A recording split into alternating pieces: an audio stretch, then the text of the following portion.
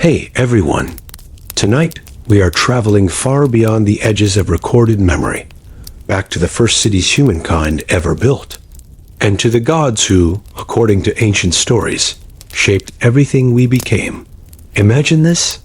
The desert night over Mesopotamia is endless, a deep violet sky shimmering with stars that look close enough to touch. The twin rivers, Tigris and Euphrates, wind through the darkness like slow silver serpents. Along their banks rise the world's first cities. Mud brick towers, torch-lit streets, and towering ziggurats that pierce the night like stairways built for gods. The air is warm and still. Clay tablets dry on wooden racks, their symbols pressed with careful hands, the first words humanity ever carved into the world. And above them, watching from the shadows of the heavens, the Anunnaki. To the Sumerians, these were not distant myths. They were powerful beings, rulers, creators, judges, who walked among mortals, taught them laws, built their cities, and shaped their destinies. Their footsteps echoed in temples. Their names were whispered in prayer. Their stories traveled from Sumer to Akkad, to Babylon, to civilizations far beyond. Some believed they descended from the stars. Some believed they brought knowledge older than the earth. Some believed they shaped humanity from clay and breathed life into us. Tonight, as you settle in, let the quiet of this ancient world surround you. Hear the crackle of oil lamps. Feel the soft desert wind brushing against stone temples. Imagine priests climbing the steps of a ziggurat beneath a sky so vast it feels alive. Before we begin, take a moment to like the video, subscribe, and tell me, where are you listening from tonight? Maybe the same stars that once watched over ancient Sumer are shining above your window right now. Now, close your eyes. The night is deep. The gods are waiting. Let's begin the story of the Anunnaki, the astronaut gods of the Sumerians. Part 1. The First Civilization. Let your mind drift back in time, not just by centuries, but by millennia. Settle into a quiet space and imagine a world long before the one you know. Picture a vast, fertile plain nestled between two great rivers, their waters flowing slowly and deliberately under a canopy of brilliant, unfamiliar stars. This is Mesopotamia, the land between the rivers, the cradle of civilization. The air here is warm and dry, carrying the scent of damp earth, reeds from the riverbank, and the distant promise of rain. The sky above is an immense dark canvas, so clear that the Milky Way appears not as a faint haze, but as a shimmering silver river of its own, a celestial echo of the waters below. These rivers, the Tigris and the Euphrates, are the lifeblood of this land. For thousands of years, they have risen and fallen with the seasons, depositing rich, dark silt upon the plains.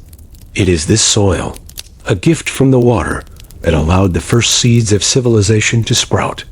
Here, in this crescent of fertility, humanity took its first deliberate steps out of the scattered existence of hunter-gatherers and into the organized world of settlements. Imagine the quiet beginnings, small villages of mud brick huts, huddled together for safety and community. The only sounds are the gentle lapping of the river, the rustle of wind through barley fields, and the soft murmur of human voices speaking a language lost to time. Slowly, over countless generations, these small villages grew. They expanded, their mud brick walls rising higher, their populations swelling. They became the world. These are not cities of steel and glass, but cities of earth and water.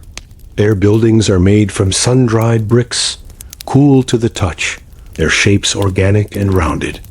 At the heart of each city rises a monumental structure, a man-made mountain of clay reaching for the heavens, the ziggurat. Its great staircase seems to ascend directly into the cosmos, a bridge between the mortal realm and the domain of the gods. As day breaks over this ancient landscape, the first light of dawn spills across the horizon, painting the sky in soft shades of orange and rose. The light catches the tops of the palm groves, and illuminates the intricate network of irrigation canals that crisscross the land, sparkling like silver threads woven into a tapestry of green and brown. These canals, engineered with remarkable ingenuity, carry the life-giving water from the rivers to the fields, allowing for harvests so abundant they could support a complex society. This life in these cities is a symphony of coordinated effort. You can almost hear the gentle scrape of a scribe's reed stylus on a wet clay tablet, the rhythmic thud of a potter's hand shaping a vessel, the distant calls of merchants guiding their reed boats along the waterways. Society is becoming layered, special. There are farmers who know the secrets of the soil, priests who study the movements of the stars, artisans who craft beautiful objects from gold and lapis lazuli, and rulers who establish laws to bring order to this burgeoning world. For the first time in human history, thousands of people are living together, sharing a common culture, a common language, and a common understanding of the universe. They see themselves not as isolated individuals, but as part of a grand cosmic order, an order they believe was established by divine beings who came from the sky. And as they look up from their fields and their city walls, they see not just stars, but the homes of these powerful gods, the Anunnaki. This belief is the very foundation of their world, the invisible architecture that supports everything they build, everything they write, and everything they dream. In the quiet, dusty archives of these first cities, a revolution was taking place, one made not of bronze or stone, but of humble clay and reed. Imagine a scribe in the other. He holds a reed stylus, its end cut into a sharp wedge. With practiced, deliberate movements, he presses the stylus into the clay, creating small, wedge-shaped marks. This is cuneiform, the world's first known system of writing. Each mark and each combination of marks represents a sound, an idea, a number. And with these simple impressions, the Sumerians unlocked the ability to record their world. Before this, history was as fleeting as a spoken word, as unreliable as a memory passed down through generations. But now, for the first time, the clay tablets were archives of life itself. On them, we find the mundane and the profound, side by side. A merchant records a shipment of barley and beer. A temple administrator lists the daily offerings to the gods. A king boasts of his victories in battle and the great walls he has built. A student painstakingly copies out proverbs and fables to practice his craft. These tablets were the hard drive. When a city was conquered and burned, its libraries of clay tablets were often baked solid, preserving them for thousands of years, waiting for us to find them buried beneath the sands. It is through these tablets that the Sumerians speak to us directly, their voices echoing across a gulf of 5,000 years. And the stories they tell are extraordinary. They wrote down their laws, creating some of the earliest legal codes in human history, establishing justice and order for a complex society. They recorded their knowledge of mathematics and astronomy with astonishing precision, dividing the year into months, the day into hours, and the circle into 360 degrees, system we still use today. They documented their medical practices, listing remedies for various ailments made from plants and minerals. But most importantly, they wrote down their myths. In the quiet libraries of cities like Nineveh, archaeologists unearthed entire collections of these stories, epic poems that tell of the creation of the universe, the origins of humanity. They are complex, sophisticated narratives, filled with drama, wisdom, and a profound sense of the cosmic. The most famous of these is the Epic of Gilgamesh, a story of a great king's quest for immortality, his friendship with a wild man, and his confrontation with his own mortality. But there are countless others, each one a window into the Sumerian soul. They tell of Inanna, the goddess of love and war, and her descent into the underworld. They describe the Great Flood, a story that predates the biblical account of Noah by over 1,000 years. And woven through all of these myths is the story of the Anunnaki. The tablets describe them in detail. Their names, their roles, their relationships, and their interactions with humanity. They were not distant, abstract gods. They were described as beings with complex personalities who felt love, jealousy, and anger. They held counsel, made decisions, and directly intervened in human affairs. According to the tablets, it was the Anunnaki who gave humanity the gifts of civilization, agriculture, law, and writing itself. They were the divine architects of the world, and humanity was created to serve them. As we read these ancient texts, we are not just reading mythology. We are reading the Sumerians' history, their science, their philosophy, and their religion all at once. In the Sumerian imagination, the universe did not begin with a single sudden act of creation, but with a slow, deliberate unfolding, like a flower opening its petals. In the beginning, there was only the primordial sea, a vast, formless expanse of water known as Namu. It was a realm of pure potential, a cosmic ocean without beginning or end. From this silent, eternal water, the universe was born. Namu gave birth to An, the Sky Father, and Ki, the Earth Mother. At first, they were bound together in an inseparable embrace, a unified whole. But they were separated by their son, Enlil, the god of the air, who pushed them apart, creating the space for the world to exist between them. And the great Sky Father ascended to rule over the highest heavens, a distant, celestial realm of pure light and order. Ki, the Earth Mother, became the foundation of the world below. And from their union, a new generation of gods was born. These were the Anunnaki, a name that is often translated as those of royal blood or princely offspring. They were the children of the sky god, and their destiny was to govern the newly formed cosmos. The tablets describe a council of these gods, a pantheon of powerful beings who were assigned dominion over every aspect of creation. The Anunnaki were divided into two groups. The senior gods, the most powerful among them, were said to be 7 in number, and they made the great decisions that shaped the fate of the universe. This council included An, the supreme patriarch, Enlil, the lord of air and command, Enki, the god of water and wisdom, and Ninhursag, the great mother goddess. These were the executive powers of the cosmos. Below them were the lesser Anunnaki, a multitude of other deities who were tasked with the day-to-day administration of the world. They were the architects, the engineers, the managers of the divine estate. Their story, as told in texts like the Enuma Elish, the Babylonian creation epic, is one of labor and rebellion. In the beginning, it was the lesser gods who were tasked with all the hard work of maintaining the cosmos. They were forced to dig the great rivers, the Tigris and the Euphrates, and to heap up the mountains. For centuries they toiled, their labor immense and unending. Finally, exhausted and resentful, they rebelled.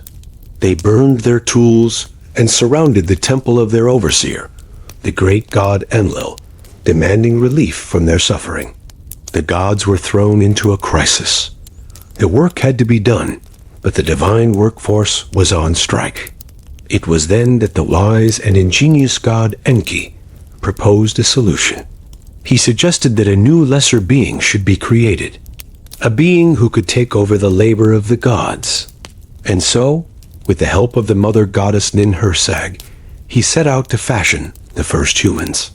They were to be made from the clay of the earth, the same material the Sumerians used for their bricks and their tablets, but they would be infused with a divine element, the blood of a sacrificed god, to give them intelligence and spirit.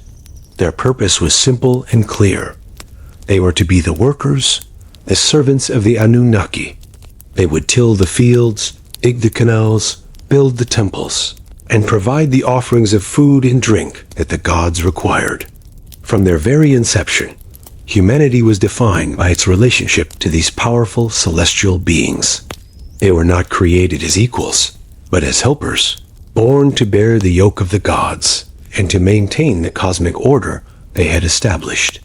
This was the fundamental truth of the Sumerian world. a truth written in the stars and etched into the very clay beneath their feet.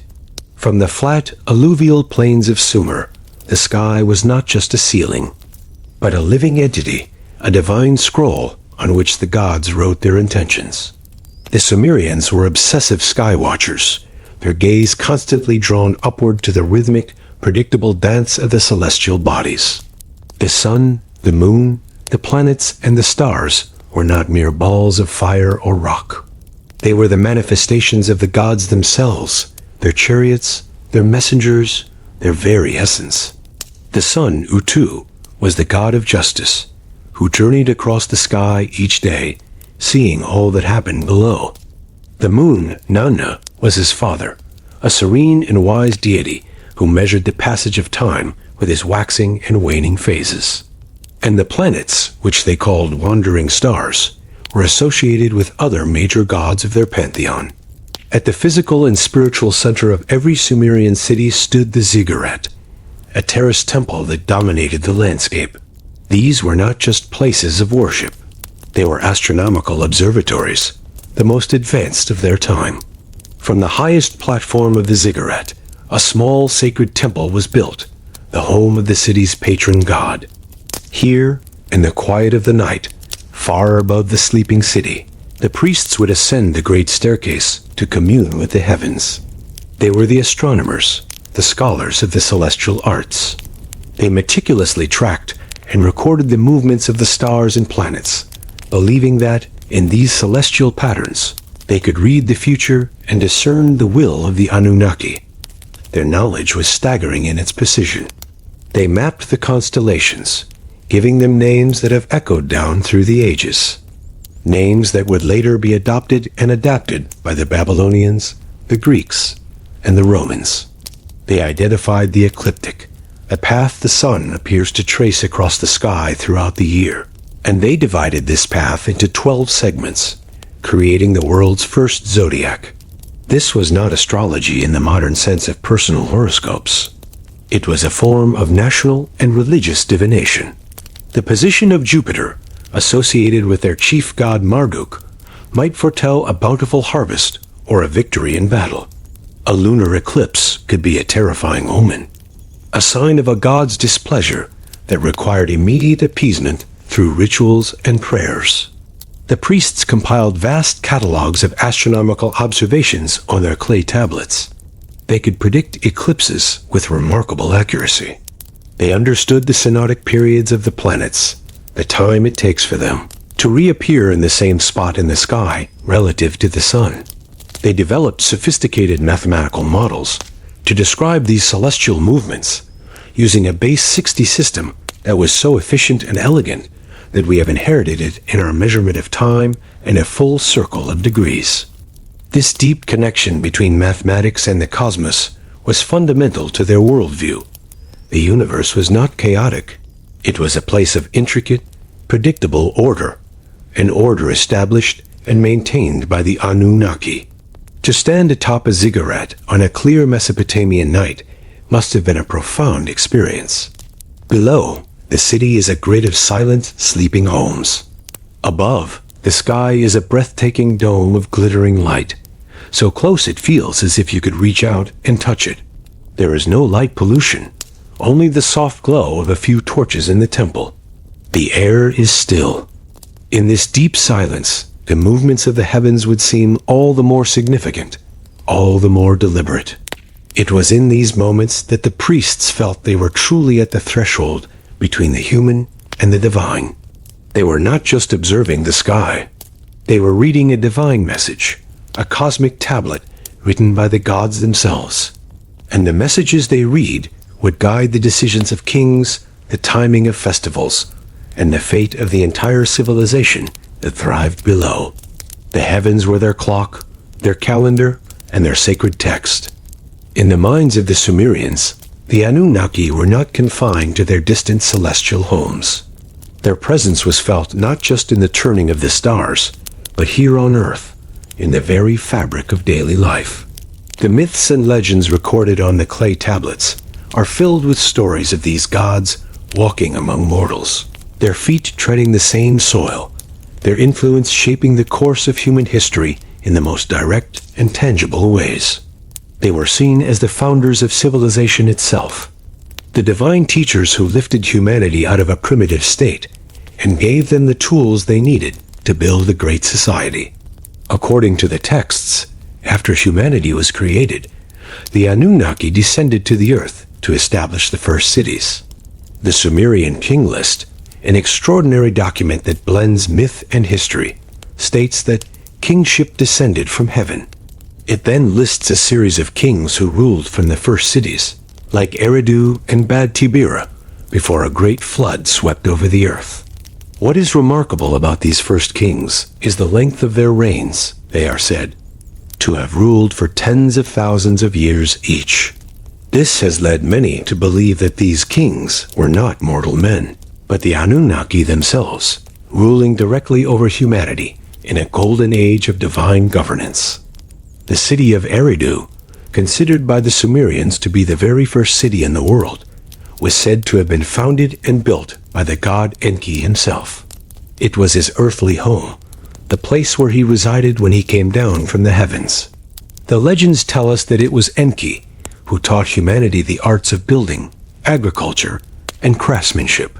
He was the great civilizing hero, a friend to mankind who shared the secrets of the gods. He gave them the plow to cultivate the fields, the pickaxe to dig the canals, and the wisdom to create laws and social order. In this view, civilization was not a human invention, but a divine gift carefully bestowed upon a chosen people. The presence of the gods was a daily reality. Each city was dedicated to a specific patron deity, and the great ziggurat temple at its center was considered the god's literal earthly dwelling. The people believed that the god would descend from the heavens to inhabit the statue within the temple's holiest shrine. This was not a symbolic belief. It was taken as a literal truth. The statue was cared for as if it were a living being. It was washed, clothed in fine garments, and offered meals of bread, meat, and wine twice a day. Great processions would carry the statue through the streets of the city during religious festivals, allowing the people to see their divine ruler. The Anunnaki were also the ultimate judges. The law codes, like the famous code of Ur-Nammu, were believed to be handed down directly from the gods. When a king proclaimed a new law, he did so as the representative of the gods, their chosen shepherd, to lead the human flock. Legal disputes were often settled in the temples, in the perceived presence of the divine. To swear an oath before the statue of a god was the most solemn and binding promise a person could make. The gods were the source of all authority, all justice, and all order. Their influence permeated every aspect of Sumerian society, from the grand decisions of kings to the private concerns of a farmer praying for a good harvest. They were the unseen rulers, the celestial landlords, and the mortal world was their great estate. The Sumerians lived in a world that was intimately and constantly interwoven with the divine, a world where the line between heaven and earth was as thin as the morning mist rising from the Euphrates. Part 2. The Lords of Heaven and Earth. High above the world, in a realm of pure ethereal light, resided Anu. His name in Sumerian was the very word for sky or heaven, and he was the embodiment of that vast, overarching celestial dome. Anu was the great patriarch of the gods, the king of the Anunnaki, the ultimate source of all authority and legitimacy. He was a figure of immense and distant majesty, a primordial father who reigned from a throne in the highest part of the heavens, a region the Sumerians called the Way of Anu, corresponding to the celestial equator. From this remote vantage point, he watched over the cosmos, his gaze encompassing everything, yet he rarely intervened directly in the affairs of either gods or mortals. His power was not one of action, but of principle. Anu's role was that of the divine sovereign, the keeper of cosmic law. He held the Anu-Tu, the divine essence of kingship. No god or mortal could claim legitimate rule without his consent. It was Anu who bestowed the scepter, the crown, and the shepherd's crook upon those he deemed worthy to lead. In the great assemblies of the gods, his word was final. While other gods might argue, debate, and plot, it was Anu who held the ultimate veto, the final say in the destinies of all. His symbol was the horned crown, a mark of supreme divinity, and his sacred number was 60, the highest in the Sumerian sexagesimal system, representing completeness and ultimate authority. Unlike more volatile gods like his son Enlil, Anu was a figure of serene and unwavering order. He represented the unchanging, eternal laws that governed the universe, the predictable paths of the stars, the unalterable succession of the seasons, the fundamental principles of justice. He was the cosmic judge, the final court of appeal for gods and men. In myths, when a dispute among the Anunnaki grew too heated to be resolved, it was to Anu's celestial court that they would travel to seek a final judgment. His decisions were based not on emotion or personal preference, but on the preservation of the cosmic balance. Yet, for all his supreme power, Anu remains a somewhat remote and abstract figure in the myths. He is more of a chairman of the board than a hands-on CEO. He delegates the day-to-day administration of the universe to his children, most notably to Enlil, who governs the earth, and Enki, who rules the waters. This distance is a key part of his character. He represents a level of divinity that is almost beyond human comprehension, a pure, ordering principle that exists at the very top of the cosmic hierarchy. The Sumerians would look up at the vast, silent, star-filled sky, and in its immense and unchanging nature, they would see the character of Anu himself majestic, eternal, and profoundly distant. His main temple, the Ina temple in the city of Uruk, was shared with his great-granddaughter, the vibrant goddess Inanna. This sharing of a sacred space perhaps signifies the connection between the highest, most abstract principles of the cosmos and the dynamic, passionate forces of life on Earth. While Inanna represented the chaotic, powerful energies of love and war, Anu represented the unchanging structure within which those energies could play out. He was the silent, ever-present background, the canvas upon which the more dramatic stories of the other gods were painted. He was the king who reigned, but did not always rule, the ultimate authority who trusted his governors to manage the world. And in his quiet, celestial majesty, he provided the ultimate sense of stability and order to the Sumerian universe, a silent promise that even in times of chaos, there was a final, unchanging law watching over them from the highest heaven. If Anu was the distant, serene king of the heavens, his son Enlil was the active, powerful, and often fearsome ruler of the world below. His name means Lord of the Wind, or Lord of the Air, and he governed the domain between the sky and the earth, the realm of the atmosphere, the home of the winds, the breath of life, and the fury of the storm. Enlil was the executive of the Anunnaki Council, the one who carried out the decrees of the gods. While Anu held the authority of kingship, it was Enlil who wielded its power on a daily basis. His primary temple, the Ashur or Mountain House, was located in the city of Nippur, which was not a political capital, but the supreme religious center of all Sumer. To have the blessing of Enlil of Nippur was to have the blessing of the entire land. Enlil was a god of dualities. He was the source of life and prosperity, the one whose gentle breezes made the crops grow, and whose breath gave life to humanity. But he was also a god of immense and terrifying power, a wrathful deity whose fury could be seen in the destructive force of a hurricane or a devastating flood. He was respected, but he was also deeply feared. The Sumerians saw him as a stern and sometimes capricious ruler, a divine autocrat who demanded absolute obedience and was quick to punish transgressions.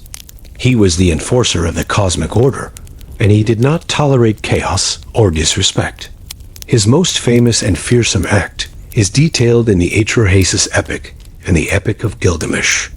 In the story, humanity, having been created to serve the gods, had multiplied across the earth. Their noise, their constant clamor and activity, began to disturb the great god Enlil. He could not sleep for the racket. In his anger, he decided that humanity was a failed experiment, and he resolved to wipe them from the face of the earth. First, he sent a plague, then a drought, then a famine. But each time, the clever god Enki, who had a soft spot for his human creations, intervened and taught them how to survive. Finally, Enlil's patience ran out. He convinced the council of the gods to send a great flood, a deluge that would destroy all of mankind and return the earth to a state of silence. He made the other gods swear an oath that they would not warn humanity of the coming catastrophe. However, Enki, bound by the oath not to speak directly to a mortal, found a clever loophole. He went to the reed hut of a wise man named Utnapishtim, or Atrahasis in the other version, and spoke to the wall of the hut, knowing the man was on the other side. He warned the wall of the coming flood and instructed it to build a great boat, to seal it with bitumen, and to bring aboard the seed of all living things. When the flood came, it was more terrible than anyone could have imagined. For 6 days and 6 nights, the rain fell and the waters rose, covering everything. Even the gods were terrified by the destruction they had unleashed, cowering in the heavens like frightened dogs. When the waters finally receded and Utnapishtim's boat came to rest on a mountaintop, Enlil was furious to discover that some humans had survived. But when he saw the lone family and the animals they had saved, and as the other gods gathered around the sweet-smelling sacrifice that Utnapishtim offered, their anger subsided. It was then that Enlil, perhaps with some regret, accepted the survival of humanity. He blessed Utnapishtim and his wife, granting them immortality, and decreed that from then on, humanity would be subject to mortality, disease, and the hardships of life to keep their numbers and their noise in check. This story perfectly encapsulates the character of Enlil, a powerful, authoritative, and wrathful god whose decisions could shape the destiny of the entire world, but who ultimately operated within the grander cosmic order. He was the storm and the calm that followed, the master of the earth and the air, and the great, commanding presence in the Sumerian pantheon. Where Enlil was the god of command and raw power, his brother Enki was the god of wisdom, magic, and ingenuity. His name is often translated as Lord of the Earth, but his true domain was the Abzu, the primordial freshwater ocean that was believed to exist deep beneath the surface of the earth. This association with water was central to his character. Water, for the Sumerians, was the source of life, fertility, and purification, but it was also a place of mystery and hidden depths. Enki embodied all of these qualities. He was the god of creation, a master craftsman, the divine artist and engineer who shaped the world and everything in it. His primary city was Eridu, the first city, which he was said to have raised from the watery chaos. Enki was perhaps the most beloved of the Sumerian gods, for he was seen as the great friend and benefactor of humanity. While Enlil often sought to control or punish mortals, Enki was their teacher, their advocate, and their protector. It was Enki who, with the help of the mother goddess, designed and created the first humans from clay. He did this not out of malice, but as a clever solution to the problem of the rebellious lesser gods. And from that moment on, he felt a certain responsibility, a fatherly affection for his new creations. He delighted in their intelligence and their potential, and he constantly sought to help them. The myths are filled with stories of Enki's cunning and his kindness. He is the one who brought the arts of civilization to humanity.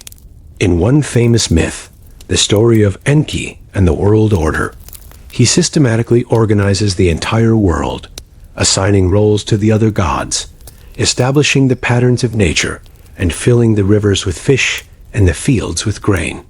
He blesses the cattle, builds the cities, and invents the tools that humanity needs to thrive.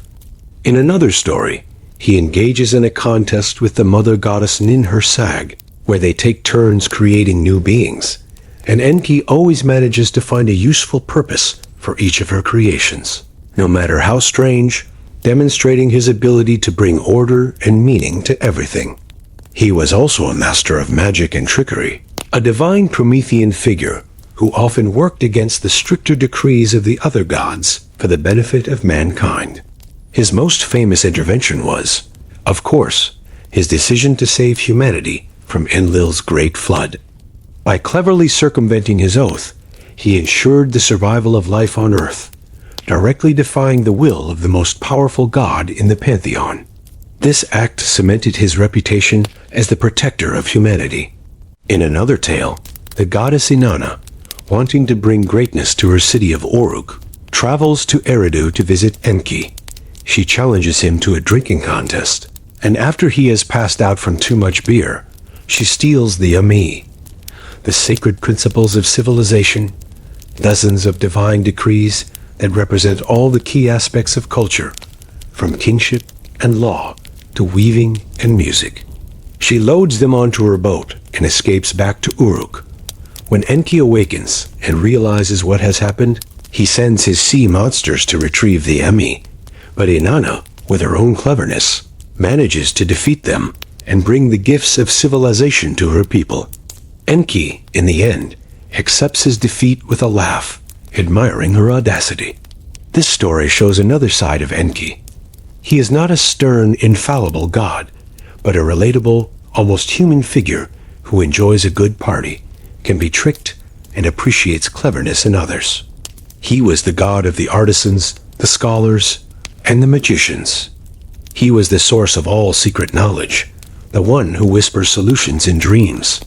Enki represented the power of intellect over brute force, the importance of creativity, and the deep, life-giving wisdom that flows like water beneath the surface of the world. He was the divine engineer, the patient teacher, and humanity's greatest friend among the Anunnaki. Alongside the great male deities who governed the sky, the air, and the water, stood the powerful and essential figure of Ninhursag, the great mother goddess. Her name has many variations, including Ninmah, great queen, and Nintu, lady of birth, but her role was constant and fundamental. She was the goddess of the earth, of fertility, of birth, and of creation. If Anu was the sky father, she was the earth mother, the very ground from which all life sprang. She was the divine matriarch, the source of all living things, from the humblest blade of grass to the gods and humans themselves. Her symbol was the omega shape, omega, thought to represent the uterus, and she was often depicted with a nursing child, embodying her role as the ultimate nurturer. Ninhursag was a primordial force, present at the very beginning of creation. She was one of the original senior gods, and her power was equal to that of Anu, Enlil, and Enki. Her primary function was to give physical form to the creations conceived by the other gods. She was the divine potter, the one who worked with the clay of the earth to shape living beings. Her most significant act was the creation of humanity. The story tells that when Enki conceived of the idea to create a servant race, it was Ninhursag who performed the sacred and delicate task. She took clay from the banks of the Euphrates, the fertile soil of the Abzu, and mixed it with the flesh and blood of a sacrificed god. With her skilled hands, she molded this divine clay into the form of the first man and the first woman, and it was she who breathed life into them. She was, in the most literal sense, the mother of all humanity. Her role as the goddess of birth extended to all of creation. She was the patroness of childbirth, and pregnant women would pray to her for a safe delivery and a healthy child. She was also the goddess of the wild, untamed nature. Her title, Lady of the Stony Ground, or Lady of the Foothills, associated her with the highlands bordering the Mesopotamian plain, the places where wild animals roamed and the earth was rugged and untamed. She was the mother of the ibex and the gazelle, the protector of all creatures. She represented the raw, powerful, and life-giving force of nature itself. In the myth, Enki and Ninhursag, we see a complex and intimate portrait of her relationship with the god of wisdom. The story is set in Dilmun, a pristine, paradise-like land that is pure and bright but lacks fresh water. Enki commands the sun god to bring up water from the earth, turning Dilmun into a lush divine garden. In this garden, Enki and Ninhursag have a daughter. But the story takes a strange turn, as Enki then has children with his own daughter, and then his granddaughter. Angered by his unnatural behavior, Ninhursag places a curse of death upon him. 8 of Enki's organs begin to fail, and the gods are powerless to help him. Finally, they persuade Ninhursag to relent. She takes Enki into her body, and for each of his ailing organs, she gives birth to a new healing deity to cure him. This myth, though complex and strange to modern ears, highlights Ninhursag's ultimate power over life and death. Only she, the Great Mother, could create the cure for the sickness she had caused. Ninhursag represents a fundamental aspect of the Sumerian worldview, the understanding that the earth itself is a living, breathing, and sacred entity. She was the source of all physical existence, the great womb from which the world was born. Without her, the plans of the other gods would remain mere ideas. She was the one who made things real, who turned divine thought into living substance. As the great mother goddess, she commanded a deep and abiding respect, for the Sumerians knew that just as she gave life, she could also take it away. She was the unshakable foundation of their world, the quiet, powerful, and ever-present mother of all. While Anu ruled from a distant heaven, and Ninhursag embodied the stable earth, the goddess Inanna was a whirlwind of dynamic, passionate, and often contradictory energy. She was one of the most complex, beloved, and enduring deities in the entire Mesopotamian pantheon. Her name means Queen of Heaven, and she was the goddess of 2 seemingly opposite domains, love and war. She was the radiant morning and evening star, the planet Venus, a beacon of breathtaking beauty in the twilight sky. But she was also a fierce and terrifying warrior, a lioness on the battlefield who reveled in the clash of weapons and the defeat of her enemies. This duality was the very core of her character. Inanna was the goddess of love in all its forms, from the most romantic and sensual to the raw, procreative force of nature. She was the patroness of beauty, desire, and fertility. Her temples were vibrant centers of life, filled with music, dancing, and rituals that celebrated the sacredness of the physical body. The most important of these rituals was the sacred marriage, a ceremony performed annually in which the king of the city would symbolically marry the high priestess of Inanna. This union was believed to ensure the fertility of the land, the prosperity of the people, and the continuation of the cosmic order for the coming year. It was a powerful ritual that connected the political leadership directly to the divine forces of life and abundance. But Inanna was not a passive, gentle love goddess. She was ambitious, willful, and fiercely independent. She was a goddess who knew what she wanted and was not afraid to take it. This is the side of her that manifested as the goddess of war. On the battlefield, she was depicted standing on the back of a lion, her personal symbol, armed with a bow and quiver. She was said to fly into a rage, her battle cry striking terror into the hearts of kings. She was not a goddess of strategic warfare, but of the raw, chaotic fury of the fight. Kings would pray to her for victory, and they would attribute their conquests to her divine power. She took pleasure in conflict, in the establishment of her own dominance. The most famous myth about her is the Descent of Inanna, an epic poem that showcases her ambition and her power. In the story, Inanna decides to conquer the one realm that is not hers, the Kur, the underworld, which is ruled by her older sister, the fearsome Ereshkigal. She adorns herself with her finest garments and jewels, symbols of her divine power, and descends through the 7 gates of the underworld. At each gate, she is forced to remove one piece of her regalia, until she arrives naked and powerless before her sister's throne. Ereshkigal fixes her with the Eye of Death, and Inanna is killed, her corpse hung on a hook. For 3 days and 3 nights, Inanna is gone from the world. Without her, all life on earth ceases. Love stops, fertility ends, and the world becomes a sterile and silent place. Her faithful servant, Ninshubur, goes to the great gods for help. Anu and Enlil refuse, saying that Inanna brought her fate upon herself. But the wise Enki, ever the friend to those in need, devises a plan. He creates 2 small, asexual beings from the dirt under his fingernails and sends them to the underworld with the water of life. They gain Ereshkigal's favor by empathizing with her suffering, and in a moment of gratitude, she offers them a gift. They ask for Inanna's corpse, and they sprinkle it with the water of life, resurrecting her. However, the laws of the underworld state that no one can return without providing a substitute. And so, Inanna ascends back to the world of the living, accompanied by the Gala, the demons of the underworld, who are tasked with finding her replacement. She returns to find her husband, the shepherd king Demusid, sitting on her throne, not mourning her absence.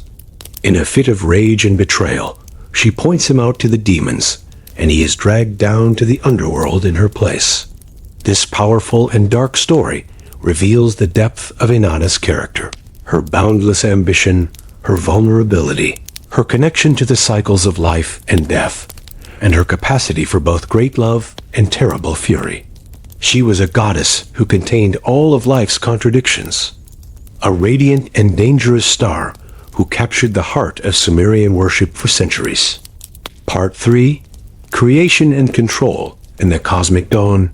After the sky was separated from the earth, and the great gods had been assigned their domains, the universe was still a work in progress.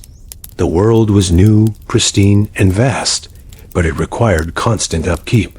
The great rivers, the Tigris and the Euphrates, had to be dredged. The intricate network of canals that would one day water the fertile plains had to be dug. The mountains had to be heaped up, and the marshes drained. This was immense, back-breaking labor, and it did not fall to the senior Anunnaki who sat in their great council. Instead, this task was given to a junior class of deities, the Igigi. For thousands of years, these lesser gods toiled under the harsh sun of Mesopotamia. They carried heavy baskets of earth. Their shoulders grew calloused. Their bodies ached with exhaustion. Their groans of labor filled the air, a constant murmur of divine discontent.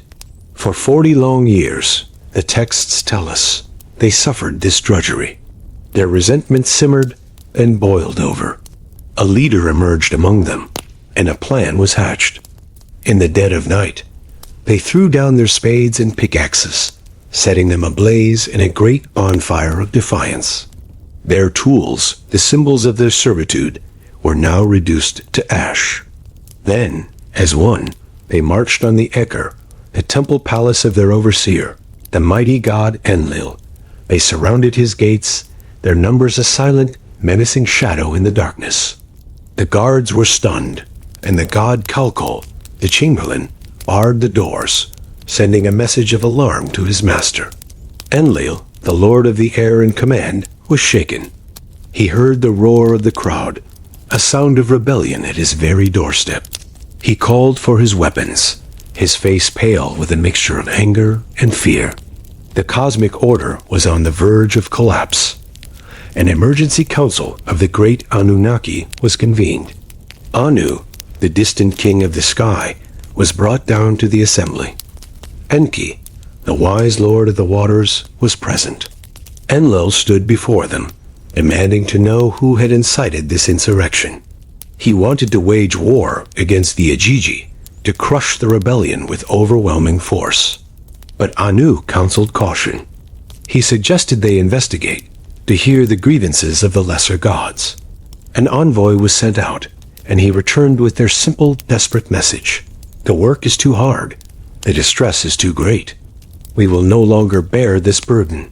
The great Anunnaki were faced with a profound crisis. The work of maintaining the universe had to continue, but their divine workforce was on strike. The system was broken. It was in this moment of divine stalemate that the ingenious god Enki, ever the problem solver, stepped forward. He did not counsel war or punishment. He offered a solution born of pure creativity. He addressed the council, his voice calm and reasoned. "Why do we blame them for their hardship?" he asked. "Their labor was indeed heavy." He then proposed a radical idea. Let the great mother goddess, Nintu, also known as Ninhursag or Mami, create a new being. A lesser being, a mortal, who could be fashioned to take over the work. Let a Lulu, a primitive man, be created to bear the yoke of the gods. The council was intrigued.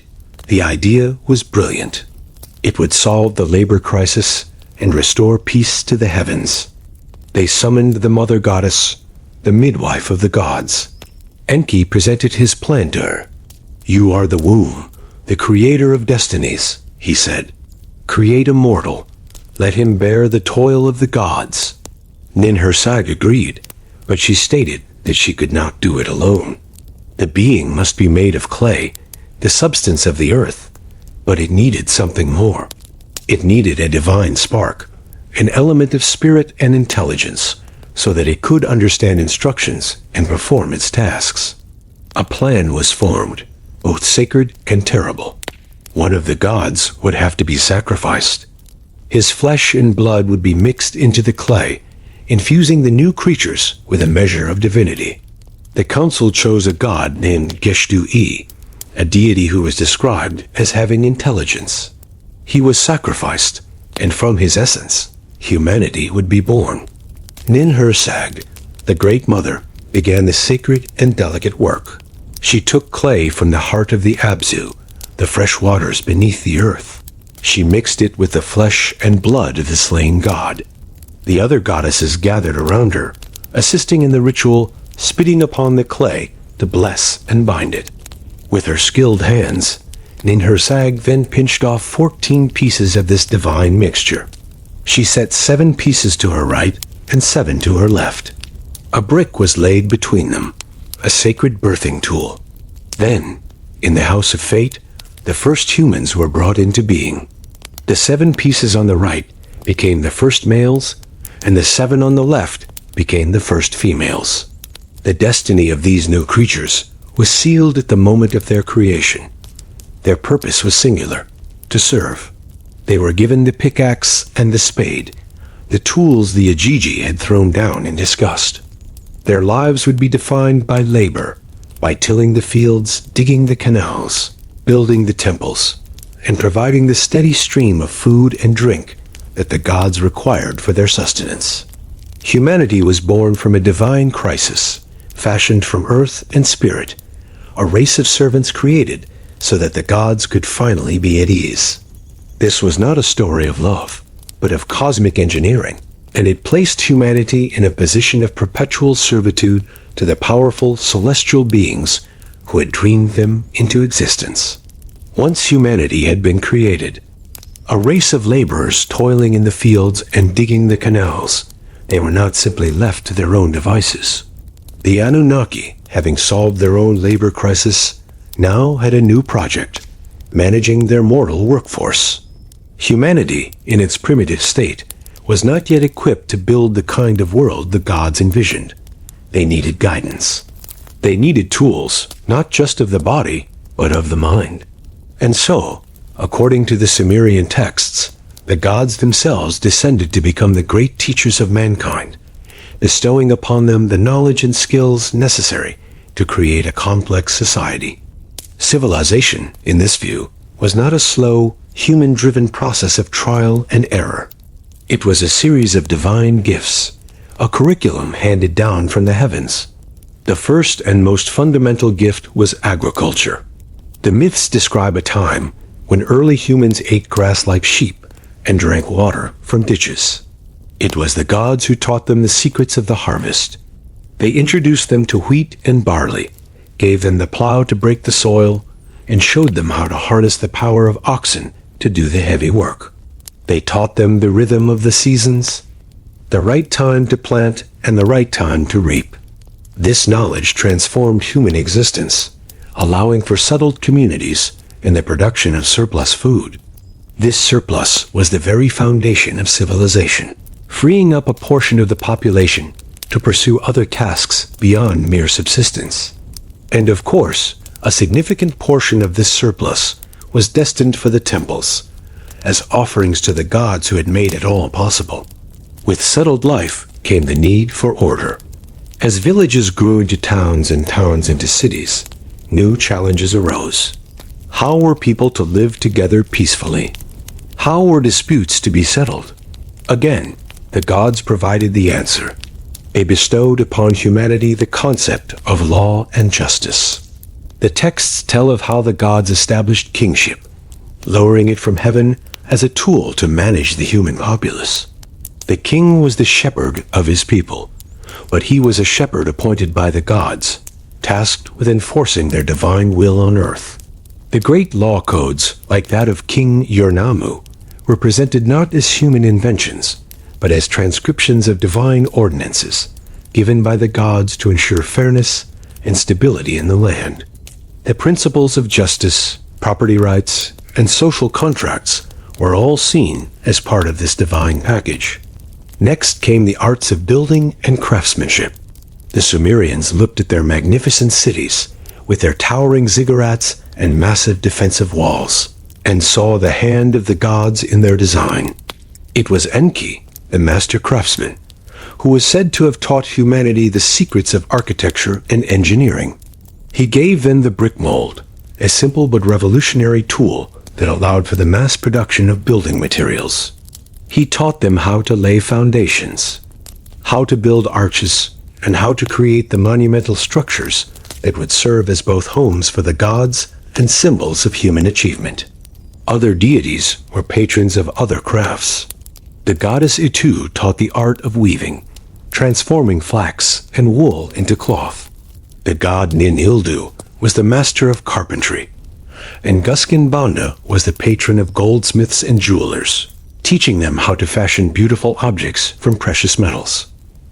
Perhaps the most profound gift of all was writing.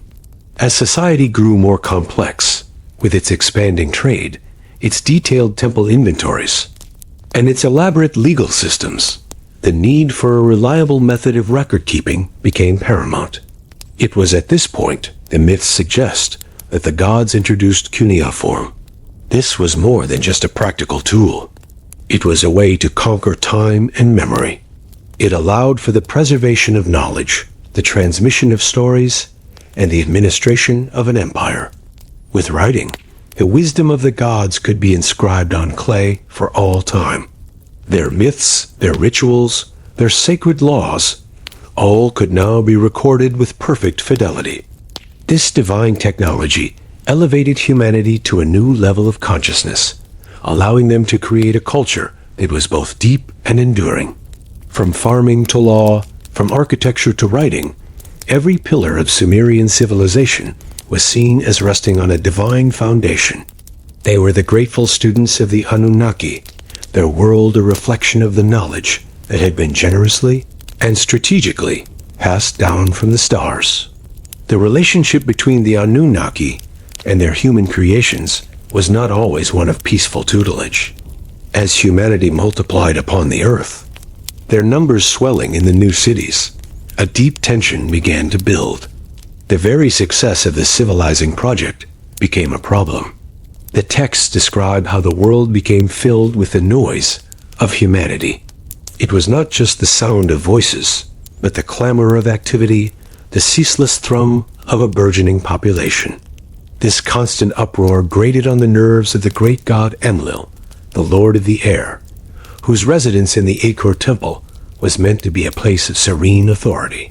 He found he could not rest, his sleep disturbed by the incessant din rising from the mortal world below.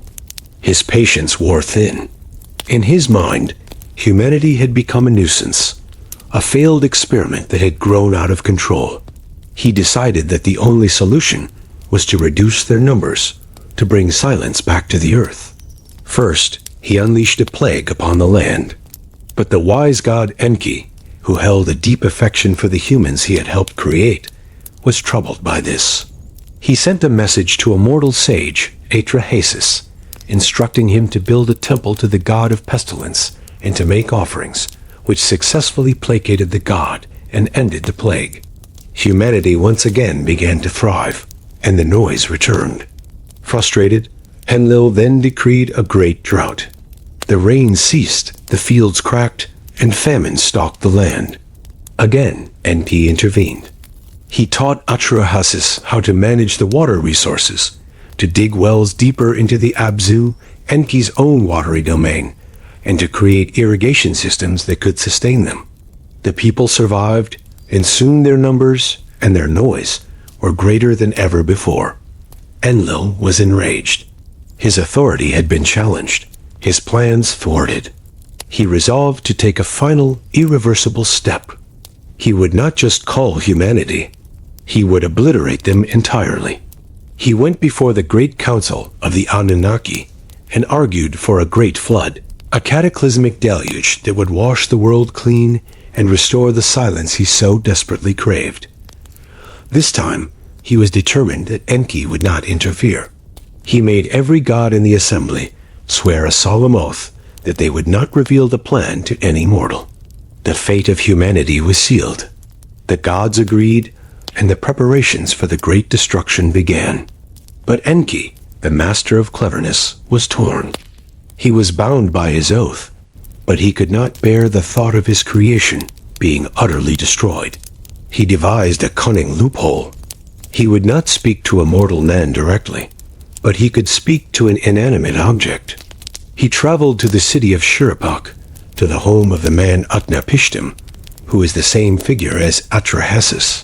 Standing outside the man's reed-walled hut, Enki began to speak, not to Utnapishtim himself, but to the wall. Reed wall, he whispered. Listen to my words. He revealed the god's terrible secret, the plan for the coming flood. He instructed the wall to tell its owner to tear down his house and use the materials to build a great boat, an ark. He gave precise dimensions for the vessel, telling him to make it strong, to cover it in pitch and bitumen to make it waterproof, and to take aboard his family and the seed of all living things. Utnapishtim, hearing the god's voice through the thin wall, understood the gravity of the message. He told the elders of his city that he had angered Enlil and had to leave, and he began to build the great ship. Soon after, a storm began. The sky darkened, and the floodgates of heaven and the fountains of the deep were opened.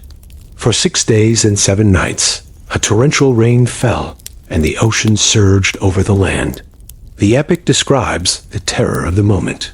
The world was plunged into darkness and chaos. The destructive power was so immense that even the gods who had decreed it were terrified. They fled to the highest heavens of Anu, where they cowered like beaten dogs, weeping at the destruction they had unleashed. When the storm finally subsided, a great silence had fallen over the world. Utnapishtim opened a hatch and looked out upon a vast, placid sea. All of land and all of humanity was gone, returned to the primordial watery chaos. The boat eventually came to rest on the peak of a mountain, and after sending out a dove, a swallow, and a raven to search for dry land, Utnapishtim and his family emerged. He built an altar and made a sacrifice to the gods. The sweet smell of the roasting meat wafted up to the heavens, and the hungry gods, who had been without their mortal servants and their offerings, gathered around the smoke like flies. It was a moment that changed the world forever, a terrifying display of divine power and a stark reminder of humanity's fragile place in the cosmic order. In the flat, sun-drenched landscape of southern Mesopotamia, where the horizon is an endless, unbroken line, the ziggurats must have appeared as man-made mountains. These were the most dominant and ambitious structures of the ancient world, massive stepped pyramids built from millions of sun-dried mud bricks. But they were far more than just impressive buildings. They were the physical and spiritual heart of the Sumerian city, a powerful symbol of the connection between the mortal world and the divine realm. The very word ziggurat comes from an Akkadian term meaning to build on a raised area, or to be high. They were designed to be high, to reach up from the flat earth towards the heavens, creating a tangible link, a great stairway between humanity and its gods. The ziggurat was not a place for public worship, like a modern church or mosque. The general populace would have conducted their rituals in courtyards at the base of the structure. The ziggurat itself was a sacred and exclusive space, accessible only to the highest priests. Its design was a symbolic representation of the cosmos. The base was rooted firmly in the earth, the domain of humanity. Its successive tiers, growing smaller as they rose, represented the ascent through different celestial planes. And at the very summit, a small shrine or temple was built. This was considered the literal waiting room, the earthly landing place, for the city's patron god. The Sumerians believed that their deity would descend from the heavens and use this shrine as a temporary dwelling when visiting the city, a place to rest on their journey between their celestial home and the mortal world. The construction of a ziggurat was a monumental undertaking, a project that would involve the entire community for years or even decades. The king himself would often take part in the foundational rituals, carrying the first basket of earth to show his piety and his dedication to the city's god. Millions of bricks had to be formed from river clay, mixed with straw, and left to bake in the hot sun. A core of these sun-dried bricks formed the bulk of the structure, which was then encased in an outer layer of more durable, kiln-fired bricks, often glazed in different colors to add to their beauty. Weep holes were left in the masonry to allow water from rain and condensation to drain, preventing the mud brick core from becoming waterlogged and collapsing. These were sophisticated feats of engineering, designed to last for centuries. The most famous of these structures is the Great Ziggurat of Ur, built for the moon god Nana. Even in its ruined state today, its scale is breathtaking. It was originally composed of 3 main terraces, with a grand central staircase leading up the front and 2 smaller staircases leaning against the sides, all converging at a gateway on the first terrace. From there, another flight of stairs would have led to the second terrace, and finally to the top, where the shrine of the god once stood.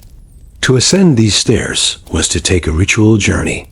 With each step, the noise and bustle of the city below would recede, and the vast open sky would expand above. By the time a priest reached the summit, they would be isolated in a quiet sacred space, suspended between earth and heaven, with an unparalleled view of the celestial bodies that were the god's divine script. This concept of the ziggurat as a bridge between worlds was fundamental. It was a physical manifestation of the Sumerian desire to be closer to their powerful and often distant gods. By building a man-made mountain, they were not just honoring their deity. They were actively facilitating the connection. They were providing a landmark, a beacon, that the god could see from the heavens. And they were creating a sacred path for that god to descend and be present among them. This presence was vital, for it ensured the city's prosperity, its security, and its place in the cosmic order. The ziggurat stood as a constant, monumental reminder of their dependence on the Anunnaki and their eternal aspiration to reach up and touch the divine. It was their stairway to the stars, built of earth and faith. Life in a Sumerian city was woven into a constant and intricate tapestry of religious ritual. The relationship with the Anunnaki was not one of passive belief, but of active, daily maintenance. The gods were seen as having real physical needs, much like mortals. They required food, drink, clothing, and shelter. And it was the primary duty of humanity, their very reason for existing, to provide for these needs. Failure to do so could result in divine anger, which might manifest as a failed harvest, a plague, or a military defeat. Therefore, the rituals of worship were not simply acts of devotion. They were essential, practical tasks necessary for the survival and prosperity of the entire community. The central hub of all this activity was the temple complex, the house of the god. At the heart of this complex, within a sacred inner sanctum, stood the cult statue of the deity. This was not considered a mere representation of the god. The Sumerians believed that the divine spirit of the god literally inhabited the statue. It was a living idol, and as such, it was treated with the utmost care and reverence.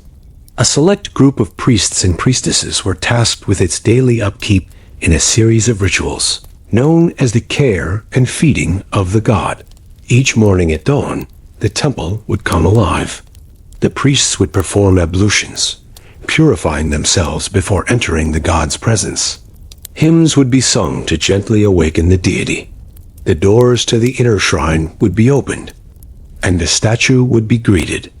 It was then ritually washed and clothed in fine, clean garments, often adorned with precious jewels.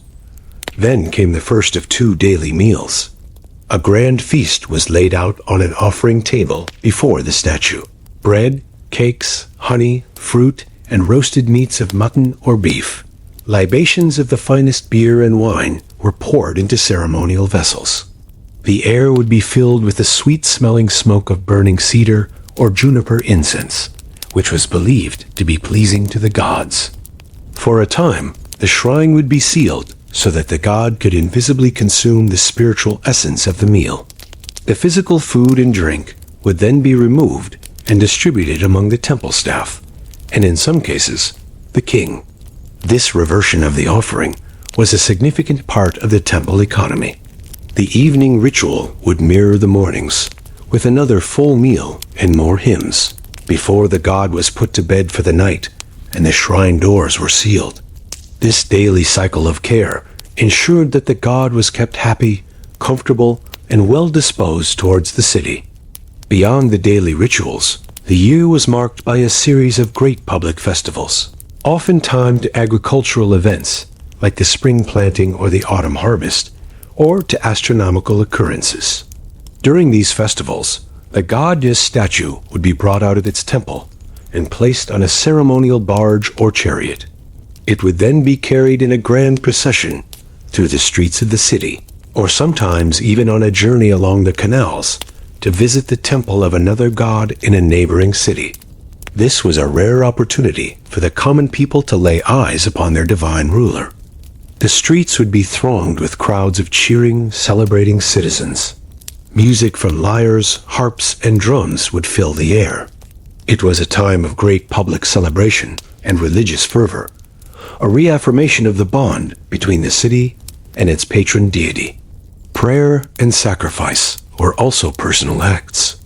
An individual facing a personal crisis, a sickness, or an important decision might visit a temple to make a personal offering, perhaps a small clay figurine or a measure of grain, and to offer a prayer. Clay tablets have been found inscribed with personal prayers, asking for health, long life, or success in business. Divination was another key aspect of their religious practice.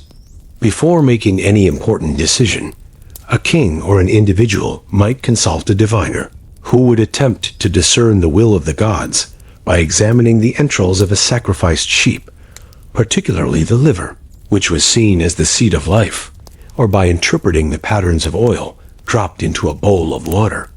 Every aspect of life, from the grand movements of the state to the intimate concerns of the family, was lived in a constant dialogue with the divine. The rituals were the language of this dialogue, a structured and ceaseless effort to please the powerful beings who held their world in the palm of their hands. Part 4. Legacy of the Anunnaki. The civilization of Sumer, for all its brilliance and innovation, was not destined to last forever. Like the reeds along the Euphrates, it eventually gave way to new growth. Over centuries, power shifted on the Mesopotamian plain. New peoples rose, speaking new languages and building new empires.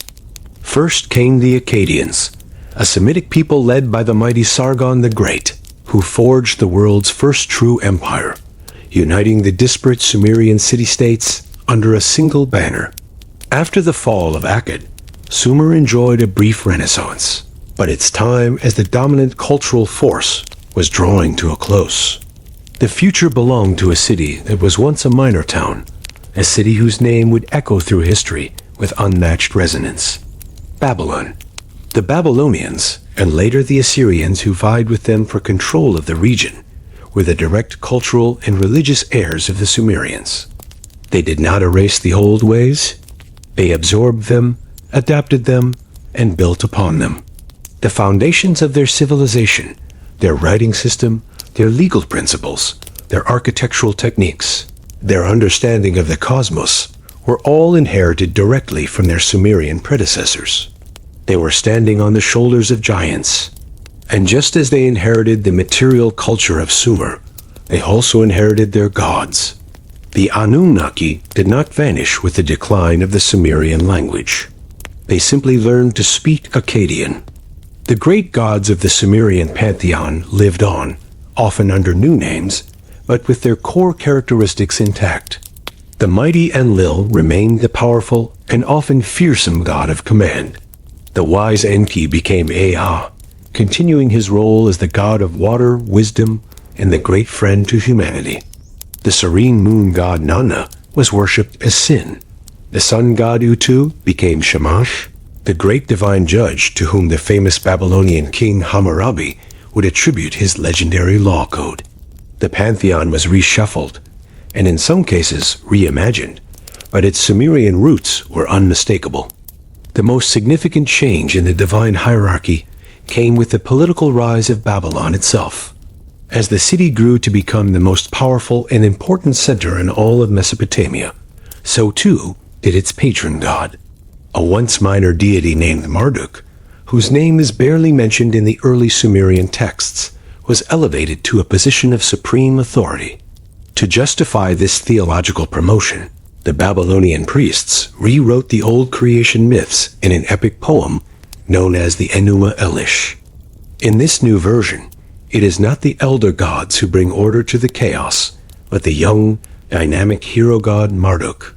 He battles the primordial sea monster Tiamat, a fearsome embodiment of watery chaos, and after defeating her, he uses her body to create the heavens and the earth. As a reward for his victory, the other Anunnaki willingly cede their power to him. He is given 50 names, which include the powers and attributes of many of the older gods, effectively absorbing their functions into his own. Enlil's authority, Enki's wisdom, all were now encompassed within the supreme god Marduk. This story is a brilliant piece of political theology, a way of using myth to legitimize the earthly power of Babylon. But even in this new, Marduk-centric version of the cosmos, the Anunnaki as a group remained a central concept. They were still the great council of the gods, the divine assembly that ratified Marduk's rise to power. The ziggurat at the heart of Babylon, the legendary structure that may have inspired the biblical story of the Tower of Babel, was dedicated to Marduk. It was called the Anunnaki, which means the foundation of heaven and earth, a name that perfectly encapsulates the enduring Sumerian idea of a bridge between the divine and mortal worlds. For thousands of years after the last Sumerian city had faded into memory, the ghosts of their gods continued to walk the land, their stories told, their names invoked, and their power revered by the great empires that followed in their footsteps. The Anunnaki had not departed. They had simply been given a new throne. Of all the Sumerian deities who lived on in the later Mesopotamian empires, none shone as brightly or as fiercely as Inanna.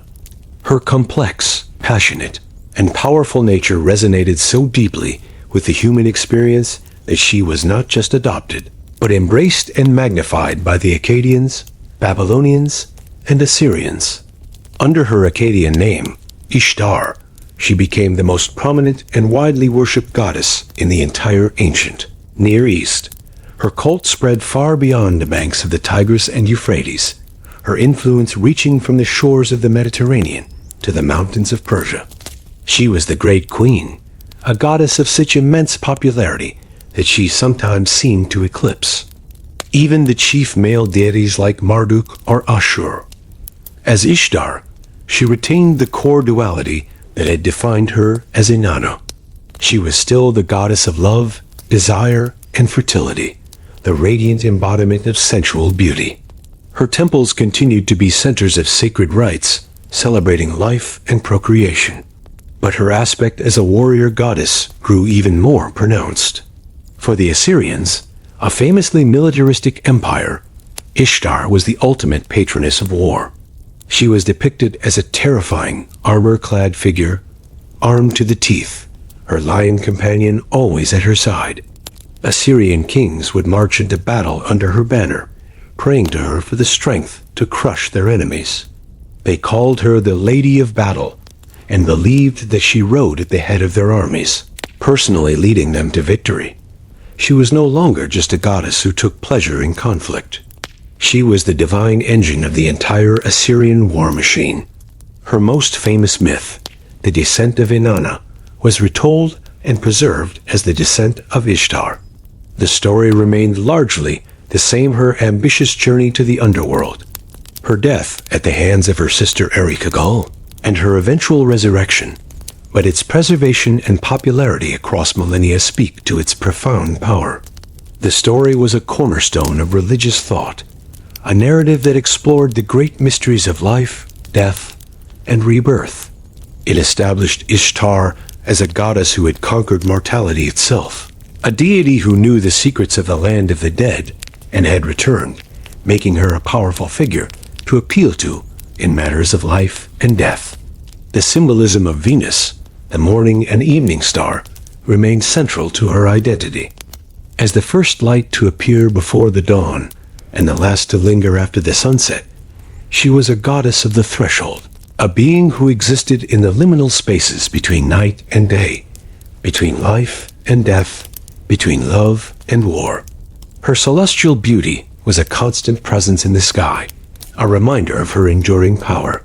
The Gate of Ishtar, one of the main entrances to the inner city of Babylon, was one of the wonders of the ancient world. It was a massive, breathtaking structure covered in brilliant blue-glazed bricks, decorated with rows of dragons and bulls, symbols of Marduk and Adad. But the most prominent animal depicted on the gate, in proud and repeated rows, was Ishtar's sacred lion, a clear statement of her importance and her role as a protector of the great city. The legacy of Inanna Ishtar is a testament to the enduring power of her archetypal character. She embodied the fundamental, often contradictory, forces that drive human civilization, the desire to create and the urge to destroy, the tenderness of love and the fury of battle. She was not a simple, one-dimensional deity, but a reflection of the complex, chaotic, and beautiful reality of life itself. While other gods' fortunes rose and fell with the cities that worshipped them, Inanna simply put on a new crown, took up a new name, and continued her reign as the eternal queen of heaven, her light never truly dimming. The cultural influence of Mesopotamia did not end at the borders of its empires. As traders, soldiers, and scholars moved across the ancient world, they carried their stories with them. The myths and religious ideas that had been born in Sumer, nurtured in Babylon, and spread by the Assyrians, began to seep into the consciousness of the surrounding cultures. One of the most significant recipients of this cultural transmission was the burgeoning civilization of ancient Greece. In the quiet harbors of the eastern Mediterranean, where Greek merchants met their counterparts from the Levant, ideas were exchanged along with goods. And in this exchange, the ancient stories of the Anunnaki found a new and fertile ground in which to plant their seeds. The parallels between the Mesopotamian and Greek pantheons are, in some cases, too striking to be mere coincidence. The Greeks, of course, developed their own unique and rich mythology, but the foundational structures often seem to echo the older Mesopotamian tales. Consider the Greek creation myth. It begins with chaos, a formless void from which emerge Gaia, the earth, and Uranus, the sky. This primordial pair, like the Sumerian Ki and An, give birth to the first generation of gods, the Titans.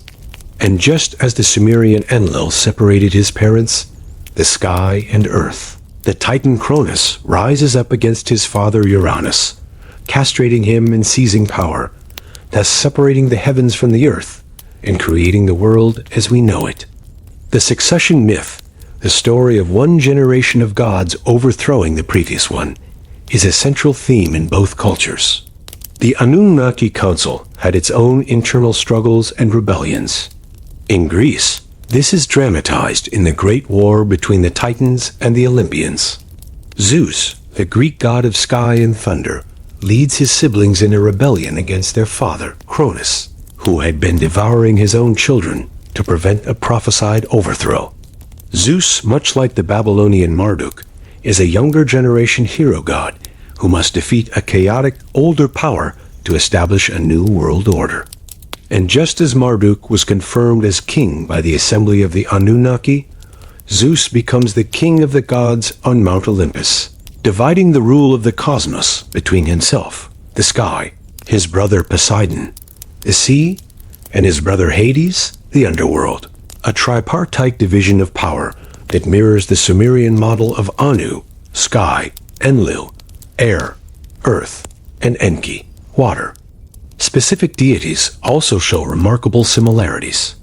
The powerful, multifaceted goddess Inanna Ishtar finds a clear echo in the Greek goddess Aphrodite. While Aphrodite is primarily known as the goddess of love and beauty, her origins in the Near East, particularly on the island of Cyprus, linked her strongly to the cult of Ishtar. Early depictions of Aphrodite sometimes show her with warlike attributes, a forgotten aspect of her character that connects her directly back to her Mesopotamian predecessor. She was a goddess of both overwhelming love and dangerous passion, a duality that was the very essence of Inanna. Even the story of the Great Flood finds its way into Greek mythology. The tale of Deucalion and Pyrrha tells of a great deluge sent by Zeus to punish a wicked humanity.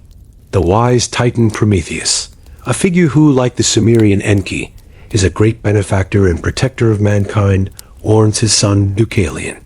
He instructs him to build a chest, or an ark, in which he and his wife survive the flood. When the waters recede, they land on Mount Parnassus and repopulate the earth. The structure of the story divine anger, a warning from a friendly deity, a chosen survivor, and the salvation of life in a boat is a clear parallel to the much older Sumerian and Babylonian flood myths. These were not direct copies, but adaptations, the stories reshaped and retold to fit a new cultural context. But the echoes are undeniable. The great river of myth that began in the Fertile Crescent between the Tigris and Euphrates flowed westward, its currents carrying the ancient tales of the Anunnaki, the struggles of the gods, and the creation of humanity into the heart of what would become Western civilization. The names changed, the settings moved from ziggurats to Mount Olympus, but the fundamental patterns, the deep archetypal stories, endured. For centuries, the Anunnaki slept peacefully, buried beneath the sands of Iraq, their names and stories known only to a handful of dedicated scholars who could decipher the strange, wedge-shaped script of cuneiform. They were a footnote in the history of religion, a curious but obscure pantheon from the dawn of time. But in the latter half of the 20th century, they were awakened and thrust into the modern consciousness with a force that would have surprised even the mighty Enlil. This was not a revival led by academics, but a popular rediscovery fueled by a potent mixture of alternative history, science fiction, and a deep-seated desire to find extraordinary answers to humanity's oldest questions. The catalyst for this revival was the ancient astronaut theory, which, as we've explored, proposed that the Anunnaki were not gods, but flesh and blood extraterrestrials. Authors like Eric von Däniken, in his best-selling book, Chariots of the Gods, first planted the seed in the public imagination, questioning whether ancient myths around the world were actually records of alien contact. But it was the work of Zecharia Sitchin that focused this theory squarely on the Sumerians and gave the Anunnaki a new and detailed narrative. In his series of books, beginning with the 12th planet, Sitchin laid out an elaborate story based on his personal and controversial translations of the cuneiform tablets. According to Sitchin's telling, the Anunnaki were beings from a hypothetical planet in our own solar system called Nibiru, which has a long elliptical orbit that brings it close to Earth only once every 3,600 years. These beings, the Anunnaki, came to Earth hundreds of thousands of years ago with a specific purpose: to mine for gold. Sitchin claimed that their home planet's atmosphere was failing, and they needed gold particles to suspend in their air to shield it from radiation. The lesser gods who rebelled were the Anunnaki astronauts tasked with this difficult mining operation. The creation of humanity was a genetic engineering project led by Enki and Ninhursag to create a slave race of primitive workers to take over the labor in the mines.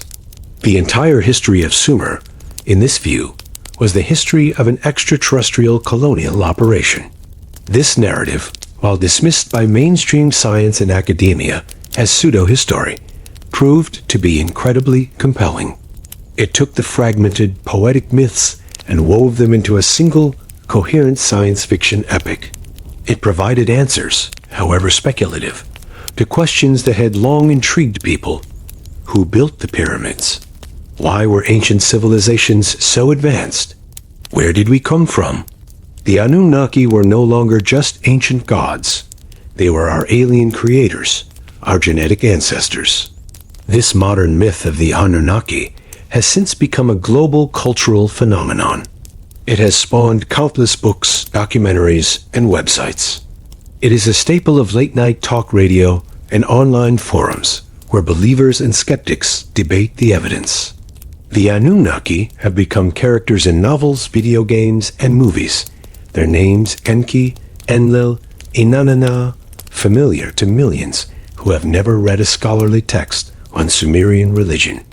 They have been woven into the fabric of modern conspiracy theories and New Age spiritual beliefs, sometimes seen as benevolent progenitors, other times as sinister reptilian overlords who still secretly control the world.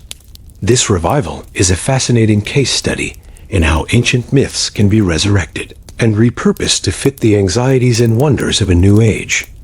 In a secular scientific world, the idea of gods can seem quaint, but the idea of advanced extraterrestrial beings taps directly into our modern technological imagination. The Anunnaki have been transformed from gods of the sky and earth into astronauts and geneticists.